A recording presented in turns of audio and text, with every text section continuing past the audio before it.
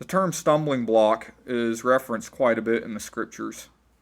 It's actually quite an interesting term, and in some translations, like the Greek, the word is actually called scandalon, and scandalon has much more vivid imagery than stumbling block. It actually is more analogous to a mechanism that gets tripped, leading to the entrapment of an animal. And so, like a snare. Uh, it's interesting to think about how many scandalons or snaps or snares there are in someone can trip on in their life.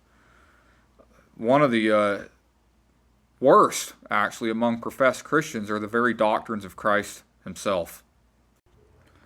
So many professed Christians will look beyond the mark. They will ask for things that they don't understand. They will immerse themselves in what otherwise are the mysteries of the gospel and neglect the weightier matters. The Pharisees are a very typical example of this, and were thus the butt of many of Christ's teachings.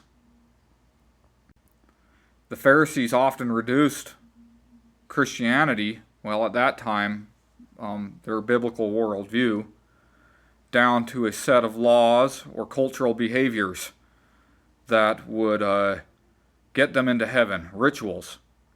And yet, at the same time, they would forget the weightier matters: repentance, faith, taking care of the poor and the needy, helping the sick and the afflicted. And this was a big problem.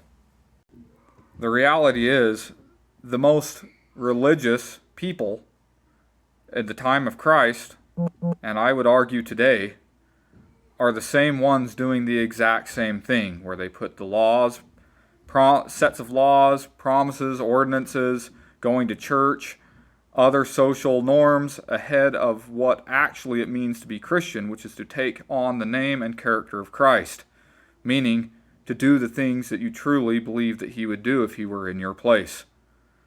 A more in-depth discussion of these points can be found on my blog, wisdomisjustified.wordpress.com. It is important for me to end this by asking, what are the stumbling blocks in your life? An honest evaluation might find there are quite a few, and an honest addressment of these things might actually help you then be able to root them out to become more like Christ than you otherwise were or are.